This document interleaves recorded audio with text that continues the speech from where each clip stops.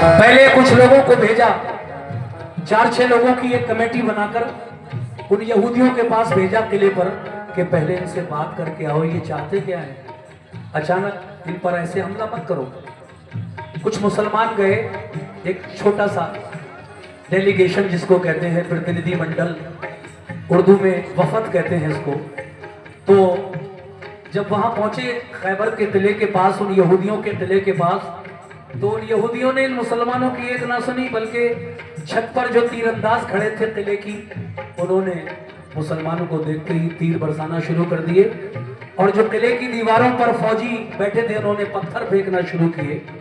ये बेचारे 4-6 मुसलमान जो आका ने भेजा था इनको कि पहले बात करके आओ, ये वापस आ गए और आका से फरमाया, आका उन्होंने तो हमारी बात ही नहीं सुनी, वो तो डायरेक्ट हम पर तीर और पत्थर बरसाने लगे।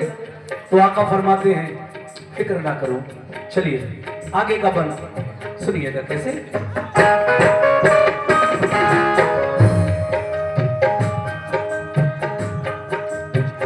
दिखा दो शान ईमान और सदाकत कुफ्र वालों को, मिटाकर जुल्मत फैलाओ अब हक के उजालों को। ये सुनकर हजरत अबूबकर उठ बैठे दिलेरी से, चले बोले के लश्कर किला खैबर की तरफ लड़ने। किले को देखा चारों सिमत थी पत्थर की दीवारें, यहूदी किले से करने लगे तीरों की बौछारें।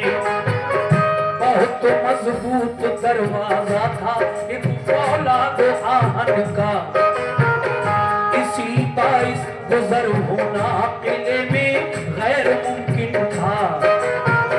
किले पर फौजी दीवारों पे चढ़कर पहरा देते थे, कोई लड़ने जो आता पत्थरों से काम लेते थे। अगर फौजे गिरा लेकर कोई आता था किले पर, तो पहरेदार बरसाते थे उस पर तीर और पत्थर। परेशान और जख्मी होके लश्कर लौट जाता था, इसी बाइस किले पर कोई हमला कर न पाता था। गरज अबूबकर के लश्कर ने ताकत आजमाई थी, सुबह से शाम तक लश्कर ने हट हट कर चढ़ाई की।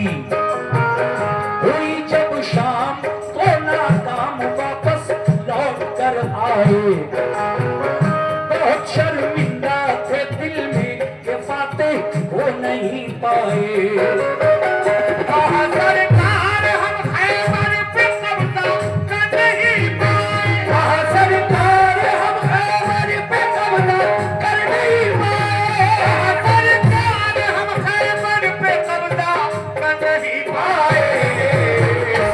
फरमाया रसूलुल्लाह ने कुछ फिक्र मत कीजिए, फरमाया रसूलुल्लाह ने कुछ फिक्र मत कीजिए, फरमाया रसूलुल्लाह ने कुछ फिक्र मत कीजिए, फरमाया रसूलुल्लाह ने कुछ फिक्र मत कीजिए।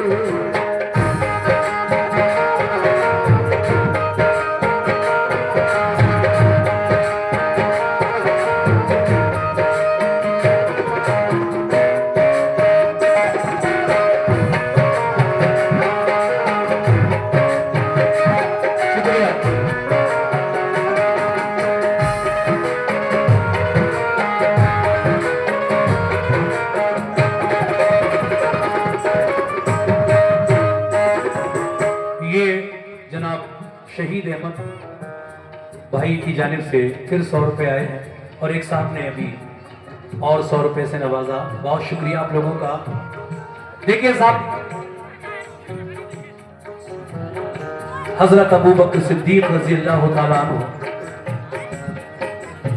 गए इस्लामी लश्कर लेकर, लेकिन शाम जब हुई तो आप खैबर के किले से वापस लौट कर आए। आका की खिदमत में आका बहुत कोशिश की, फतह नहीं नसीब हुई। मेरे नबी ने फरमाया तो इसमें फिक्र करने की क्या बात है, कोई बात नहीं, इंशाल्लाह जब अल्लाह का हुक्म होगा तो फतह मिल जाएगी, घबराने की कोई बात नहीं है, ना रंजो गम करने की जरूरत है।